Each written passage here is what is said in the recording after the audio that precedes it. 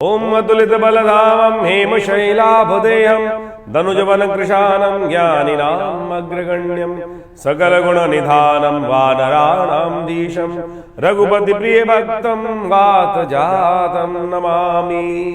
मनोजवं मारुततुल्यवेगं जितेन्द्रियं बोधिमतां वरिष्ठं वातात्मजं वानरयूथमुख्यं श्रीरामदूतं शरणं प्रपद्ये। नमस्कार, स्वागत है आपका आचार्य वाणी में। मैं आचार्य डॉक्टर विक्रमादित्य आपके साथ हूँ। आज का विषय हमारा है मिथुन राशि वालों के लिए।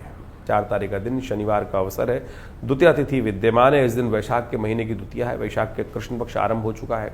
कार्तिक की तरह वैशाख का महीना भी बड़ा परम पवित्र माना जाता है। ये पुण्य करने का समय है और ऐसे में छोटा सा पुण्य कई गुना अधिक प्रभाव देता है। वैशाख महात्म में भगवान विष्णु की सुंदर आराधना करने से इस दिन कहा जाता है समस्त कष्टों को दूर करने के योग बन जाते हैं। और आपकी राशि के दृष्टिकोण से तो इस वक्त विजय का योग, कीर्ति का योग आपकी राशि में बहुत साथ साथ बनी रहा है। धन का योग भी बन रहा है।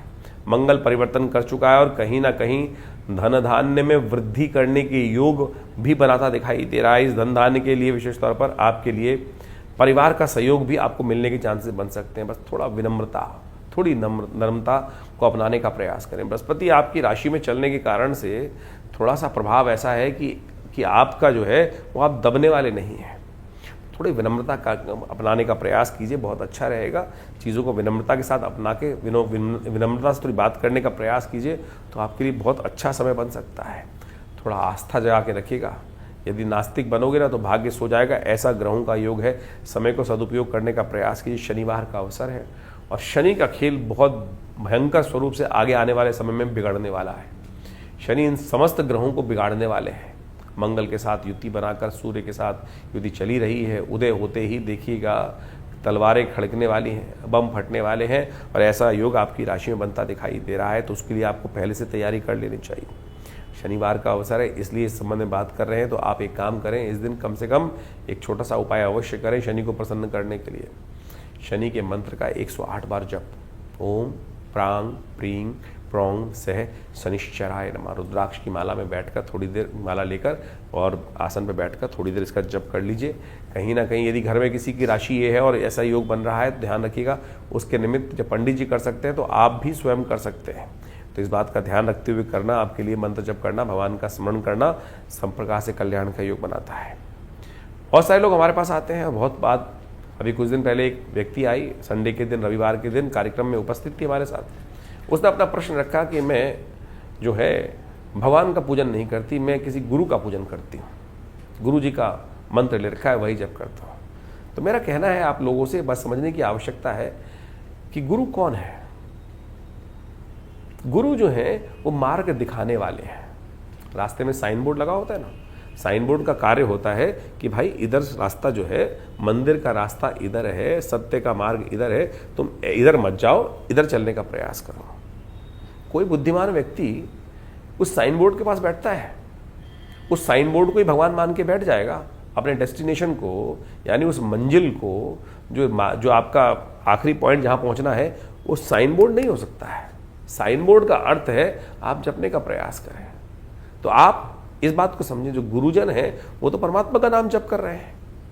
कुछ लोगों ने भ्रांति उत्पन्न करने का प्रयास किया और वहां कुछ गुरुजन अपनी पूंछ को बढ़ाने के लिए अपने आप को ही सर्वस्व बन के बैठ गए। और आज कलयुग में क्या स्थिति बन गई है कि हर घर में, हर स्थिति में ऐसे हो रहा है कि हर व्यक्ति कहीं ना कहीं अपने आप को ब्रह्म मान के बैठ गया है। तो ऐसी स्थिति में कम से कम उस माया के जाल में आप तो ना फंसे, सत्य मानने का प्रयास करें। फिर कष्ट क्यों नहीं आएगा। हम सत्य मार्ग से भटक जाएंगे। वो लोग कहते हैं कि हमारा तो गुरु सतनाम जप करने से ही, गुरु का नाम जप करने से ही हमारे कष्ट दूर हो गए। कारण क्या है कि आपके पुराने कर्म बहुत अच्छे थे जो कहीं ना कहीं वो बैंक अकाउंट में लेकर आए हुए हो। वो कुछ दिन तक, कितने दिन तक रोक पाओगे। जब तक चल रहा है चल रहा है। इसलिए सत्य मार्ग को अपनाओ। उस सत्यनाम जो वास्तविक तौर पर परमात्मा का नाम है उसको अपनाने का प्रयास करो, जिसको समस्त गुरुओं ने जपा। राम नाम गुरुओं ने जपा, कृष्ण नाम गुरुओं ने जपा, और हम केवल गुरु नाम को ही स्मरण करके बैठ जाते हैं। तो ऐसे पदभ्रष्ट ना हो, तभी जीवन में कष्टों का योग बनता है। तो इसको समझने का प्रयास करेंगे। वो निराकार ब्रह्म है, साकार ब्रह्म है, किसी की उपासना कर सकते हैं, लेकिन वो गुरु जो है वो डेस्टिनेशन पॉइंट नहीं है, गुरु उस मार्ग को दिखाने का रास्ता है, उसको अपनाने का आपको प्रयास करना चाहिए। 5 तारीख रविवार का अवसर, तृतीया तिथि उस दिन विद्यमान है, चतुर्थी का साथ में योग बन रहा है और उस दिन ग्रह नक्षत्रों के दृष्टिकोण से आप ग्रहों का प्रभाव समझें तो परिवर्तन की तरफ ग्रह जाते दिखाई दे रहे हैं। शुक्र महाराज भरणी नक्षत्र में प्रवेश कर रहे हैं और चंद्रमा परिवर्तन करते दिखाई दे रहे हैं और ये चंद्रमा का परिवर्तन जो होगा शाम के समय वो कहीं ना कहीं कुछ स्वास्थ्य संबंधी समस्याओं को कहीं ना कहीं उद्धृत करता दिखाई दे रहा है। शुक्र का ये परिवर्तन जो आपकी राशि में होने जा रहा है वो कहीं ना कहीं आपके लिए एक नई उम्मीद लेकर आता दिखाई दे रहा है। तो कुछ अच्छा कुछ खराब दिन दिखाई देता है। दिन काफ़ी अच्छा है, दिन का सपोर्ट लेने का प्रयास करें लेकिन एग्जॉस्ट ना हो, इस बात का ध्यान रखें। स्वास्थ्य का सबसे पहले ध्यान रखें। देखिए, स्वास्थ्य संबंधी समस्याओं को ध्यान करने के लिए आपके लिए सबसे ज़रूरी है इम्यूनिटी को बूस्ट करने का प्रयास करें, स्वास्थ्य का पूरा ध्यान रखने का प्रयास करें। सबसे पहला काम भगवत नाम लें। रविवार का अवसर है, इस दिन चतुर्थी का व्रत करते हुए भगवान गणेश का स्मरण करेंगे, थोड़ा यज्ञ करेंगे तो बहुत अच्छा रहेगा। 5 तारीख को रविवार के दिन चतुर्थी का व्रत है, बैसाख की चतुर्थी का सुंदर अवसर पड़ रहा है और ऐसे में बैसाख की चतुर्थी जो होती है बहुत अद्भुत योग बनाती है। शास्त्र के अनुसार से एक बात ध्यान रखें, जिस प्रकार से कार्तिक का महत्व है उसी प्रकार से बैसाख का महत्व भी है। रविवार का अवसर है तो हमने इस दिन भगवान गणेश को प्रसन्न करने के लिए गणेश यज्ञ आश्रम पे रखा है। भगवान गणेश समस्त विघ्नों को दूर करने वाले हैं और समस्त विघ्न जब तक दूर नहीं हो जाते तब तक सफलता नहीं मिलती। एक बात ध्यान रखें, हमारे जीवन में कई प्रकार के कष्ट कई बार आ रहे होते हैं क्योंकि हमारे जीवन में कहीं ना कहीं हम बहुत सारे सही मार्ग पे नहीं चलते हैं। तो कभी कभी गणेश जी का यज्ञ अवश्य जीवन में स्थान देने का प्रयास करना चाहिए।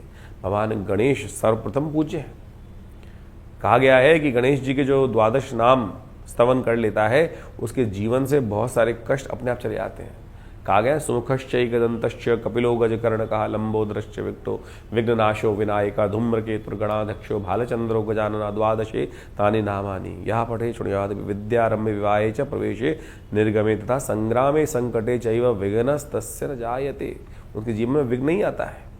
तो नित्यपति इन नामों का स्मरण करें। इसीलिए हमने इस वैशाख के महीने में चतुर्थी के सुंदर योग पर विवेकानंद आश्रम में गणेश यज्ञ रखा है। गायत्री यज्ञ के साथ साथ गणेश यज्ञ रहेगा जो सुबह करीब करीब आरंभ होगा 8 बजे से और उसमें आप सब लोग बैठ सकते हैं। गायत्री का यज्ञ रहेगा, साथ में गणेश जी का यज्ञ रहेगा, गणेश जी के विभिन्न चमत्कारिक मंत्रों का स्तवन रहेगा और इसके साथ साथ इस दिन यहाँ भंडारे की एक सुंदर व्यवस्था है और साथ साथ रामायण का स्वाध्याय भी चल रहा है विवेकानंद योगाश्रम में। रामायण का स्वाध्याय आमतौर पर आप सब लोग जब पाठ करते हैं, जो भी चाहे हनुमान चालीसा का चाहे सुंदरकांड का, तो केवल जामवंत के वचन सुहाए सुनि हनुमंत इसी प्रकार जल्दी जल्दी कर चले आते हैं। जय हनुमान ज्ञान गुण सागर जय कपीस तिहुँ लोक उजागर। आवश्यकता है उस कथा के स्वाध्याय की। रामचरितमानस हिंदी में अवधि में इसलिए लिखी गई थी कि लोग उसके भाव को समझ सकें। कैसे बनेंगे आप राम, कैसे राम के आदर्श आपके जीवन में आएंगे, पाठ करने से नहीं आने वाले, उसका अनुसरण, उसको शब्द को मस्तिष्क में बैठाने से, उस कथा के मूल को मस्तिष्क में बैठाने से। तो इसलिए हमारे यहाँ विवेकानंद योगाश्रम में करीब करीब आज से 12 साल पहले रामायण रामचरितमानस का स्वाध्याय शुरू हुआ। हर रविवार को यह स्वाध्याय का कार्यक्रम रहता है, आप उसमें स्वयं भाग ले सकते हैं। हमारे फेसबुक पे लाइव पे भी जुड़ सकते हैं क्योंकि फेसबुक लाइव पर हम इस कथाओं इन सारे कार्यक्रमों को करते हैं। आचार्य वाणी फेसबुक लाइव जो कार्यक्रम है उसमें भी आप जुड़ सकते हैं। तो ये रविवार को जो कार्यक्रम गायत्री यज्ञ श्री गणेश जी का यज्ञ रहेगा, आप स्वयं भी उसमें भाग ले सकते हैं। दिल्ली के विवेकानंद योगाश्रम लक्ष्मीनगर क्षेत्र में विवेकानंद आश्रम है और वहाँ नित्यपति 8 घंटे यज्ञ रहता है और रविवार के दिन सब लोग उस यज्ञ में बैठ सकते हैं। मंगलवार के दिन सुंदरकांड का पाठ रहता है और समय समय पर बहुत सारे कार्यक्रम लगातार लगे रहते हैं और जो लोग लगातार आते हैं उन सबको पता है कि आचार्य श्री केशव देव जी महाराज के द्वारा ये व्यवस्थाएं आज से करीब करीब 60 साल पहले आरंभ की गई और आज भी वो व्यवस्थाएं उसी प्रकार चल रही हैं। आप भी भगवान के आध्यात्मिक लाभ को लेने के लिए, साक्षात चमत्कारिक दर्शन करने के लिए, जी हाँ, 500 साल पुरानी प्रतिमा है माँ भगवती की जो आश्रम पे विराजमान है। 500 साल पुरानी, जो पाकिस्तान मुल्तान से हमारा सौभाग्य है कि हमको उनको आश्रम पे या जो हमारे आश्रम पे भगवती प्रतिष्ठित हैं और जितने भी लोग अभी नवरात्रों में हज़ारों लोग आते हैं उनके दर्शन करने के लिए, तो आप भी कम से कम रविवार के दिन उनके दर्शन करने का प्रयास करें, लाभ मिलेगा, कल्याण का योग बने। मिथुन राशि वालों के लिए 6 तारीख सोमवार का अवसर, चतुर्थी तिथि विद्यमान है और इसके साथ साथ पंचमी का शुभ योग बन रहा है। ग्रह थोड़े भारी दिखाई देते हैं। अगर हम दूसरे दिनों की तुलना में देखें तो कहीं ना कहीं संघर्ष ज़्यादा दिखाई देता है। अननेसेसरी की चिंताएं मन को परेशान करती दिखाई दे रही हैं। उन चिंताओं को थोड़ा साइडलाइन करना पड़ेगा, नहीं तो वो बहुत ज़्यादा व्यापक रूप से भविष्य के बारे में चिंतन करना बहुत ज़्यादा जरूरत नहीं, प्रत्यक्ष वर्तमान में रहकर चीज़ों को समझते हुए कार्य करने का प्रयास कीजिए। और एक बात ध्यान रखिए, कई बार क्या होता है कि व्यक्ति की स्वयं की नज़र भी स्वयं पर लग जाती है। कई बार हम अपने कार्य को इतना ज़्यादा लिप्त हो जाते हैं कि हमें लगता है अरे देखो कितना अच्छा मैंने काम कर दिया, और कई बार खुद की नज़र खुद को लग जाती है। तो इस बात का ध्यान रखना चाहिए, आप कम से कम अपनी नज़र उतरवा लीजिए। ये दिन आपकी नज़र उतारने के लिए बहुत ज़रूरी है, नहीं तो कुछ ना कुछ कष्ट होने के योग आपकी राशि में बनते दिखाई दे रहे हैं, चाहे वो स्वास्थ्य, चाहे वो बाजारू, कहीं ना कहीं किस समस्या उत्पन्न हो सकती है। इस दिन गुरु तेग बहादुर साहब की जयंती भी है। कोशिश ये करें उनके जीवन से कुछ आदर्श स्थापित करने का प्रयास करें, कैसे अपने जीवन को संपूर्ण रूप से समाप्त कर हम सही आदर्श को स्थापित कर सकते हैं, सत्य को सामने ला सकते हैं, सत्य के प्रति समर्पण भाव किस प्रकार अपना सकते हैं, सनातन की रक्षा के लिए कैसे उन्होंने अपना सर्वस्व समर्पित किया, उसके लिए हमें नमन करना चाहिए और उनके आदर्शों को अपने जीवन में अपनाने का प्रयास करना चाहिए। 7 तारीख मंगलवार का अवसर, मिथुन राशि वालों के लिए ग्रहों का योग काफ़ी एक परिवर्तन की राह पकड़ता दिखाई दे रहा है। थोड़ा कष्ट का दिन दिखाई देता है, लेकिन वो कष्ट के दिन बहुत लंबे नहीं रहेंगे। बहुत जल्दी नई उम्मीद, परिवर्तन का योग बहुत तेजी से आता दिखाई दे रहा है। थोड़ा तप कर लीजिए, ये तप का दिन है। तप करके कहीं ना कहीं जो सोना है वो कहीं ना कहीं बहुत बढ़िया तरह निखर जाता है, चमक उसमें ज़्यादा आ जाती है। तो ये तप करने का दिन दिखाई देता है, तप करने का प्रयास कीजिए। ये ग्रह नक्षत्र आपकी राशि में परिवर्तन की राह पे बहुत तेजी से बनते चले जा रहे हैं। कुछ अपॉर्चुनिटीज़ आएंगी आपके समक्ष जो आपकी राशि के दृष्टिकोण से कहीं ना कहीं आपके लिए सहयोग प्रदान करने की योग बनाती दिखाई दे रही हैं, और आपके कुछ सहयोगी तरक्की को प्राप्त करने के योग भी बना सकते हैं। इन दिनों आपके ग्रह उनका सपोर्ट करने की तरफ ज़्यादा सपोर्ट करते दिखाई दे रहे हैं, लेकिन शनि उदय होने वाले हैं और वो स्थिति समस्त को परिवर्तन करने की तरफ जाते दिखाई दे रहे हैं। ऐसे में उस शनि के परिवर्तन का खास तौर पे प्रभाव पूरे संसार पे पड़ने वाला है और आपकी राशि पर भी कई प्रकार के योग, चतुर्ग्रही योग निर्माण हो जाएगा आपकी राशि में शनि के उदय होते ही, और ये योग कहीं ना कहीं आने वाले समय में आपको थोड़ा सा परेशान करने के योग बना सकता है, बदनामी करने का योग बना सकता है, बने बनाए काम को कहीं ना कहीं खराब करने की योग बना सकता है। ऐसी स्थिति में कहीं ना कहीं झगड़ा करा सकता है। इससे बचने के लिए आपको पहले से ही थोड़े पुण्य बढ़ाने का प्रयास करना चाहिए। इस दिन विशेष तौर पर मंगलवार के अवसर पर थोड़ा पुण्य कार्य कर लीजिए, हनुमान जी को प्रसन्न करने का प्रयास कर लीजिए। इसके अगले मंगलवार से पहले ये ग्रहों की स्थिति परिवर्तन करके शनि का उदय होना दिखाई देता है, तो पहले से थोड़ा सा अकाउंट को अपना ठीक करने का प्रयास कर लीजिए, क्योंकि ये भविष्य दृष्टा है और आने वाले समय में भविष्य आपको साफ साफ दिखाई भी देगा कि क्या स्थिति है। उस एनालाइज को आप अच्छे से करके काम करेंगे तो बहुत अच्छा रहेगा। ग्रह गणना इसी प्रकार की दिखा रही है। बहुत जल्दी आपको आने वाली समस्याओं को, आज जो चीज़ें हैं वो सही तुरंत पे आपके मनोमस्तिष्क में, विचार में, प्लानिंग में आती दिखाई दे रही हैं। इस दिन मंगलवार के दिन कोशिश करें थोड़ा हनुमान जी का स्मरण करने का प्रयास करें। हमारे अनुसार आपकी राशि के दृष्टिकोण से सबसे अच्छा ये रहेगा कि आप हनुमान जी को इस दिन एक खास उपाय करने का प्रयास करें। पान के पत्तों की माला हनुमान जी को अर्पित करने का प्रयास करें। पान के पत्तों की माला और साथ में हो सके तो चांदी का वर्क उन्हें अर्पित करें पूजन करते हुए। यह आपकी राशि के दृष्टिकोण से बहुत सुंदर रहेगा, कहीं ना कहीं मन को शीतल करेगा और शांति भी देने का कहीं ना कहीं रास्ता बनाएगा। ये उपाय करें, साथ में इस महात्मा को भी समझें। तो ये मंगलवार का सुंदर अवसर है और मंगलवार के दिन हमने विवेकानंद योगाश्रम में सिद्ध हनुमान जी की मूर्ति के समक्ष, हनुमान जी की मूर्ति सिद्ध है विवेकानंद योगाश्रम में, आचार्य श्री केशव देव जी के द्वारा ये प्रतिष्ठा की गई है, जिनको सबसे पहली सिद्धि हनुमान जी की प्राप्त हुई है। वो सत्य माने, उनको उनके गुरु ने केवल हनुमान चालीसा का पाठ दिया कि हनुमान चालीसा का पाठ किया करो, और आप सत्य माने उन्होंने 1946 की बात है कि भारत का पार्टीशन 46-47 में, तो उनको उनके गुरु उनके घर से ले गए थे जंगल में और वहाँ उनको मंत्र दिया हनुमान चालीसा का। केवल 10-12 साल के रहे होंगे, हनुमान जी का मंत्र उनको दिया कि इसी को जप करो। जब वो जप करना शुरू किया, आपको यहाँ ही बताएं कि हमारे पिताजी के मामा जी थे ब्रह्मानंद सरस्वती जी महाराज। हमारे बाबा के जो पिताजी बाबा के मामा थे ब्रह्मानंद सरस्वती जी जो शंकराचार्य हुए, और उनका विशेष तौर पर बहुत स्नेह हमारे पिताजी पर रहा। और जब हनुमान जी की साधना उन्होंने करी तो सत्य माने उनको वो सिद्ध हो गई। तो जिन बाबा जी के साथ वो जंगल में गए थे और उन्होंने कुछ प्रश्न किया, और सत्य माने उन्होंने अपनी जीवनी में लिखा है, और जो उनसे प्रश्न किया वो अगले दिन अखबार में छपा था। वो कैसे छपा, आप सत्य माने कि बिल्कुल, यानी उन्होंने यही प्रश्न किया था कल अखबार की न्यूज़ क्या रहने वाली है। और हनुमान जी की सिद्धि, बोले जब पूजा में जाओ तो ये पूछ के आना। तो हनुमान जी की सिद्धि से उन्होंने हनुमान जी के समक्ष ध्यान में वो मंत्र करने के बाद रखा और वही जवाब उनको आया और वही उन्होंने बाबा जी को बताया। तो यानी ऐसी अद्भुत सिद्धि बहुत सारे प्रकार की बहुत लाभ के योग बनते हैं। तो आप सत्य मान के चले, उन गुरुदेव के द्वारा यह सिद्ध मूर्ति हनुमान जी की प्रतिष्ठित है। और हम हर मंगलवार को विवेकानंद योगाश्रम में सामूहिक तौर पर सुंदरकांड का पाठ रहता है और साथ साथ सवा मनी का भोग रहता है, हनुमान जी का यज्ञ रहता है, उन्हीं जो विशेष तौर पर मूर्ति प्रतिष्ठित है उन्हीं के समक्ष। और मैंने ऐसा योग देखा कि जिनके जीवन में मंगल का खराब प्रभाव होता है, हम उनको चूल्हा चढ़ाने को बोलते हैं। बहुत सारे लोग आते हैं जीवन में अनेक कष्ट की, किसी की शादी नहीं हो रही, किसी की नौकरी नहीं लग रही, किसी की और समस्या है, किसी को बंधन का योग है, किसी का शनि खराब है। आज लोग शनि को ठीक करने के लिए तेल पर तेल शनि को चढ़ाए जा रहे हैं। कहाँ लिखा है शास्त्र में? कहीं लिखा है शास्त्र के अंदर कि इस प्रकार से तेल चढ़ाने से क्या स्थिति में रखी है? लोग क्या टनों 10-10, 15-15 टन पंचदेव उपासना सनातन के अंदर व्यवस्था है। तो आप कोशिश ये करें, जो इष्ट है उन्हीं की आराधना करने का शास्त्र में वर्णन किया गया है, तो उसके अनुसार से करने का प्रयास करें।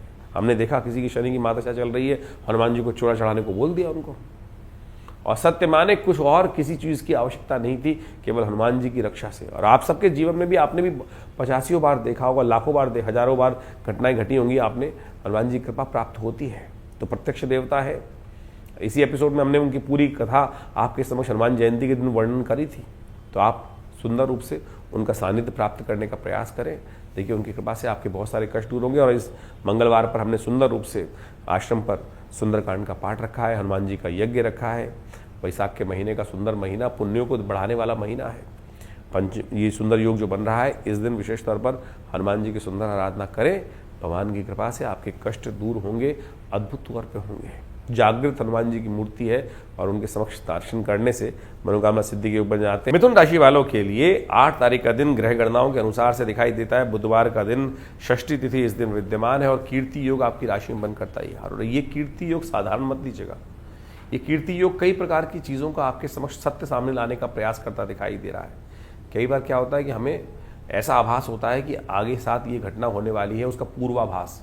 इन दिनों आपके राशि के दृष्टिकोण से वो पूर्वाभास के योग आपकी राशि बनते दिखाई दे रहे हैं। और जिन लोगों ने वो पूर्वाभास का लाभ ले लिया, यानी जैसे कई लोग सट्टे का काम करते हैं, उस सट्टे के संबंध में लोगों को कई बार पता चल जाता है, इंस्टिंक्ट कहती है ना कि ये मेरा अंदर की आवाज़ आ रही है, ये स्थिति और ये लाभ की स्थिति है, इसको अपना लीजिएगा।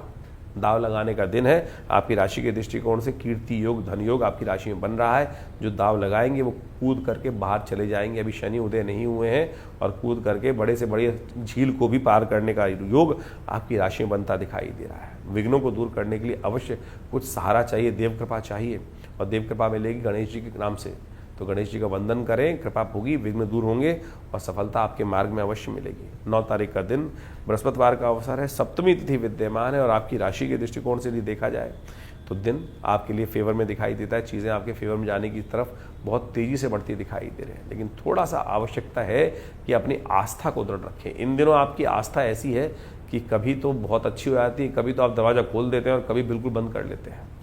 जब मंदिर का दरवाजा बंद कर दोगे, परमात्मा की तरफ जाना बंद कर दोगे, तो किस्मत सो जाएगी। इन दिनों आपकी राशि में ऐसा है, ग्रह बिल्कुल सपोर्ट चल रहे हैं। तो इसलिए अपनी आस्था को नास्तिकता में मत रखना, और नहीं तो एक्सपेरिमेंट करके देख लो, पता चल जाएगा आपकी राशि के दृष्टिकोण से। तो सद्गुरु का साथ अवश्य बनाए रखें, सदाचरण करने का प्रयास करें, कुछ ना कुछ पुण्य कार्य अपने आप करते रहें। ग्रह ऐसे हैं कि पुण्य करोगे तो लाभ होगा और पाप करोगे तो नुकसान होगा। कई बार लोग कहते हैं कि सामने वाले तो पाप करते रहते हैं, दिन भर पाप करते रहते हैं और उनका तो लाभ होता रहता है।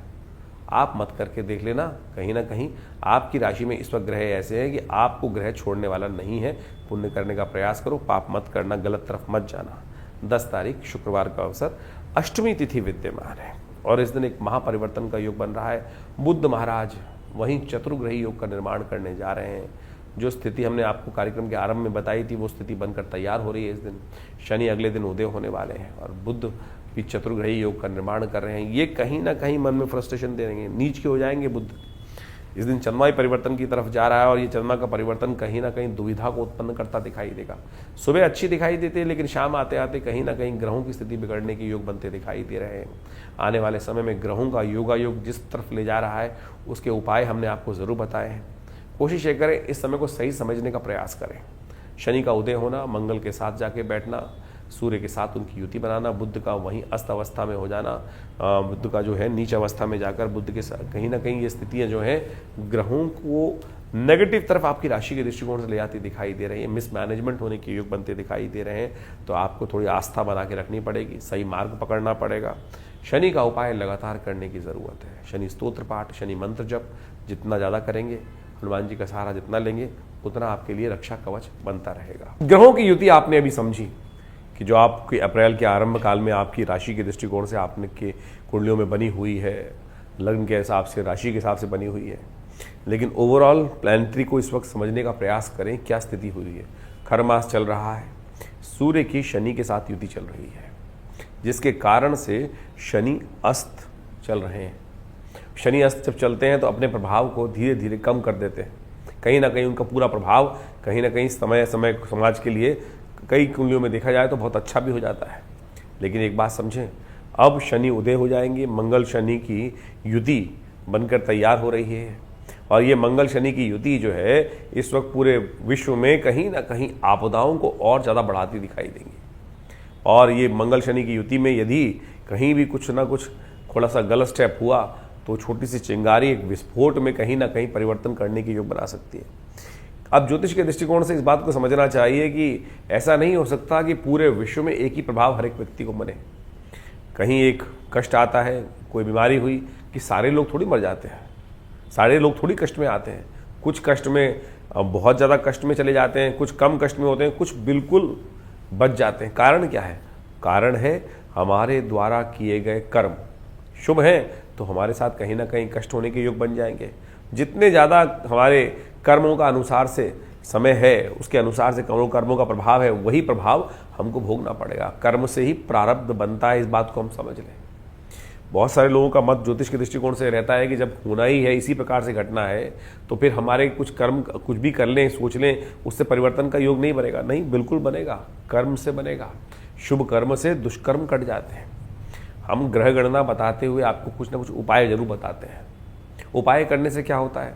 उपाय वही है जो कर्म को सुधारता है, यानी नेगेटिव कर्मों को कहीं ना कहीं हम पॉजिटिव कर्म कर कर उन चीज़ों को सुधार सकते हैं। इस बात को हम समझ रहे हैं। अब चाहे वो कौन सा मार्ग पकड़ लें, मंत्र का पकड़ लें, दान का पकड़ लें, पुण्य का पकड़ लें, यज्ञ का पकड़ लें, परमात्मा की कृपा से पकड़ लें, या कोई बहुत सारे और उपाय जो बहुत सारे संसार में चलते हैं। देखिए, कर्म का अवश्य में भोक्तव्यम कृतम कर्म शुभाशुभम, शास्त्र के दृष्टिकोण से इस बात को हमको अवश्य समझ के रखना चाहिए। खैर, विशेष तौर पे इस बात को हम समझें कि आपकी राशि के दृष्टिकोण से जो ग्रहों का योगायोग चल रहा है, और इस समय में अब शनि जो है वो अब उदय होने के लिए अप्रैल के मध्य में योग बना लेंगे, और मंगल के साथ में युति उनकी हो चुकी है, जो वो कहीं ना कहीं विश्व को भयावह स्थिति में डालने के योग बना सकती है। शांति के साथ अपने जो उपाय हमने आपको बताए हैं वो अवश्य शांति के साथ करने का प्रयास करें।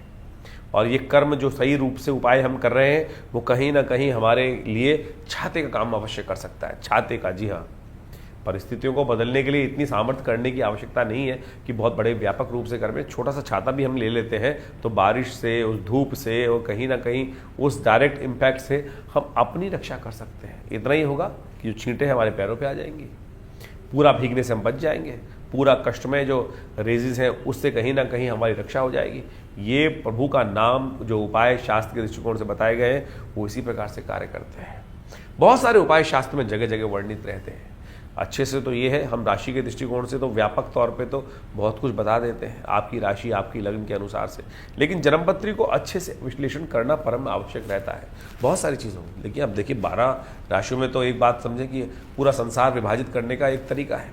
ज्योतिष में समय समय पर इसमें शोध हुए, बहुत ज़्यादा परिष्कृत, जितना सूक्ष्म जाएंगे उतना ज़्यादा उसका प्रभाव हमें समझने को मिल सकता है। फर्दर जो डिवाइड करके हम लोग बहुत सारी चीज़ें कर लेते हैं। जैसे एक तो मूल जन्मपत्री हुई, उसके अंदर फिर राशि आई, राशि के अनुसार से 12 में बांटा, फिर नक्षत्र ज्योतिष चलती है, और उसके बाद बहुत सारी इंटरनल कुंडलियों को बनाने के बाद हम जो चार्ट बनाते हैं उन चार्ट्स को अच्छे से एनालिसिस करने की आवश्यकता होती है।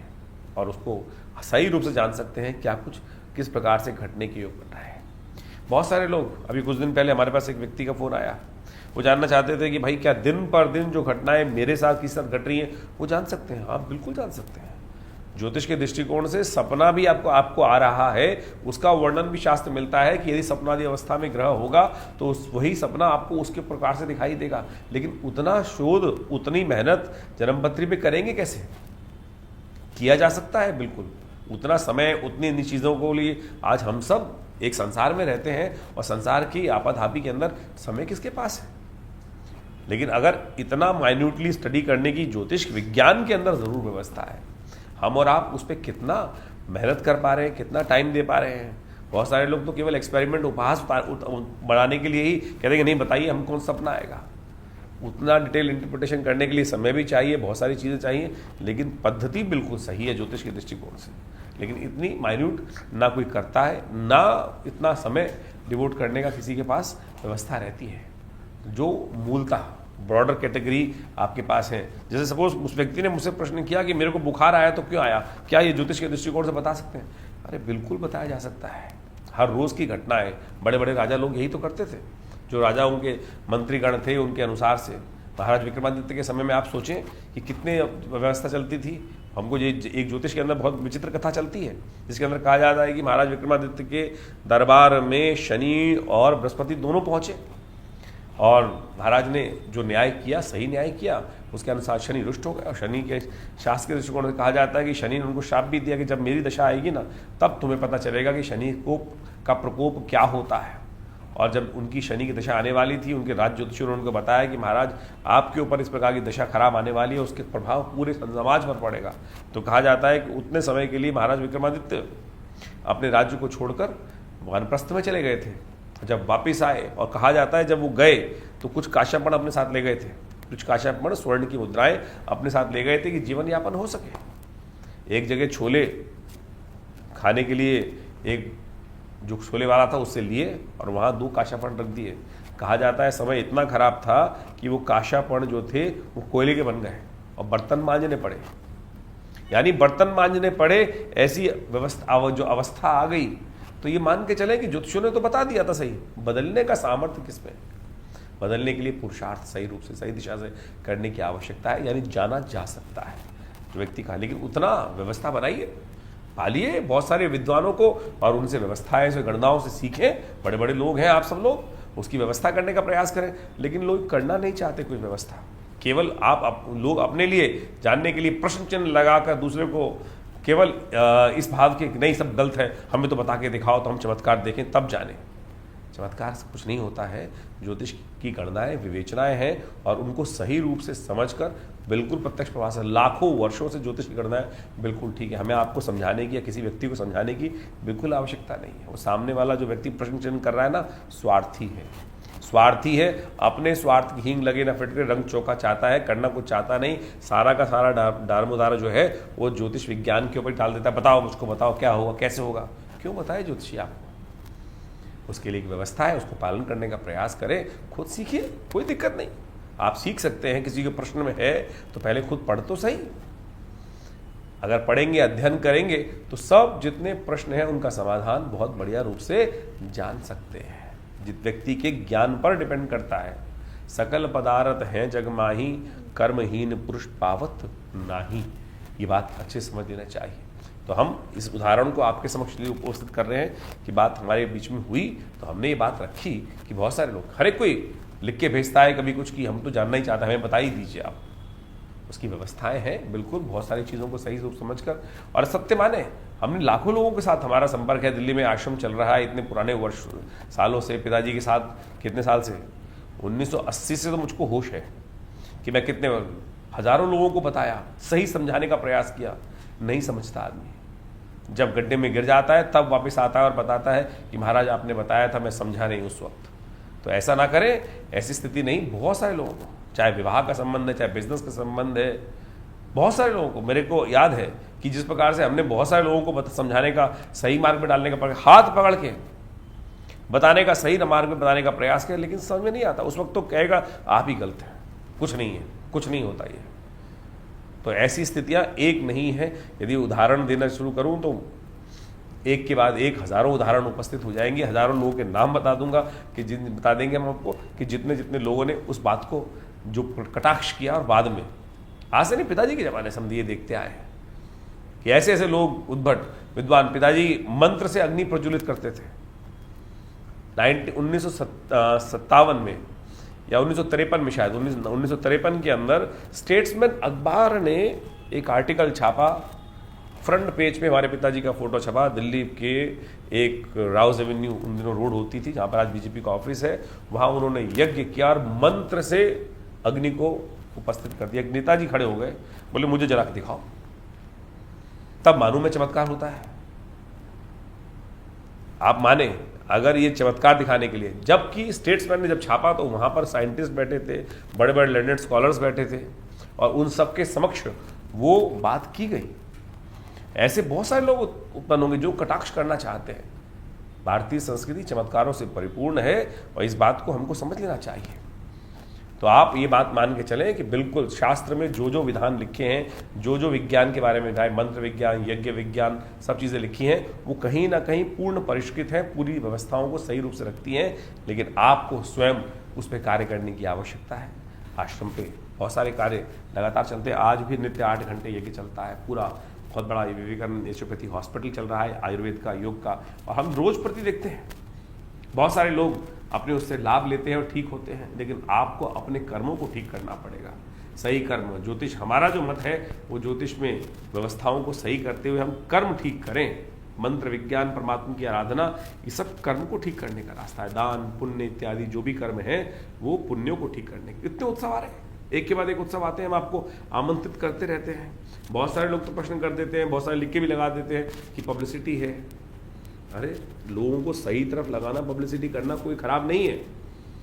कोई शराब की पार्टी करने के लिए या कुछ और गलत काम करने के लिए, जो भी गलत काम करने के लिए लोग पब्लिसिटी लगा देते हैं, मैं कहता हूँ उनको ही पाप लगता है जो पब्लिसिटी करके। हम तो पुण्य के लिए आपको आमंत्रित करते हैं, यज्ञ के लिए आमंत्रित करते हैं, जो भी व्यवस्था है पुण्य कर्म करने के लिए।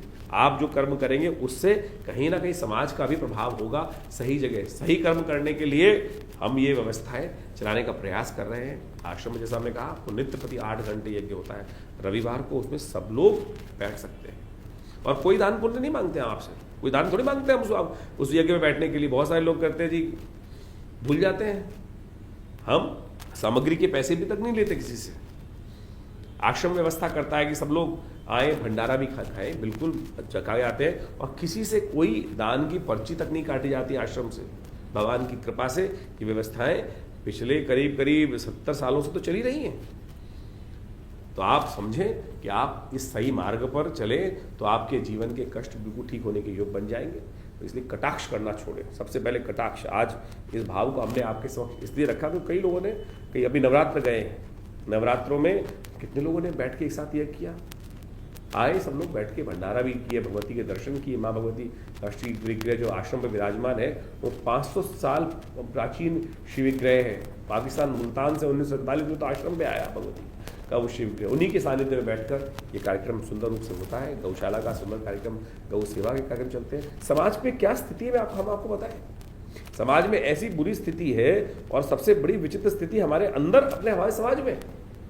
गौशाला में लोग पुण्य करने जाते हैं, गाय को रोटी डालने आते हैं, रोज तो डालने जाएंगे नहीं।